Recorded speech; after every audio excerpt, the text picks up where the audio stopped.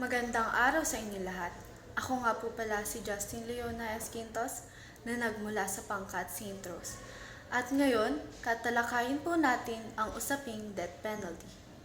Ang usaping death penalty o pagpapato ng parusang kamatayan sa Pilipinas ay mayroong iba't ibang pananaw at opinyon mula sa mga sektor ng lipunan.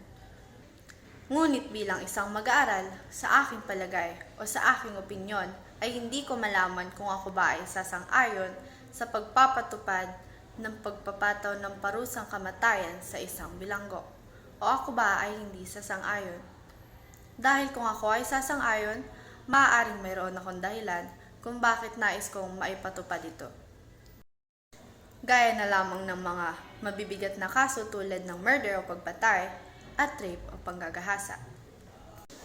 Maraming biktima ang ninanais na makamit ang hustisya na nararapat para sa kanila, lalo na ang mga kamag-anak o pamilya ng mga taong pinatay. Nais nilang makamit ang hustisya para sa mga yumaong pamilya o kamag-anak nila. Nais din nila na ito ay mamatay din. Ngunit maraming tao naman ang hindi sumasang-ayon sa pagpapato ng parusang kamatayan sa mga bilanggo, tulad na lamang ng mga pamilya o kamag-anak ng mga taong nabibilanggo dahil madalas ang mga taong nakakulong ay inosente at napagbibintangan lamang o planado dahil mayroong koneksyon. At marami rin kung bakit ang iba ay hindi sumasang-ayon sa gantong parusa dahil ito ay hindi na maaaring bawiin kung sakaling ipatupad ito. At ito ay hindi patas at madalas na ginagamit laban sa mahihirap. At ito ay malupit at hindi na makatao. Dahil ayon sa Cambridge Dictionary, noong taong 2018, ang parusang kamatayan ay tinukoy bilang ang legal na parusa para sa isang krimen. At ito ay labag sa dalawang mahalagang karapatang pantao, ang karapatang mabuhay at ang karapatang mabuhay ng malaya sa torture.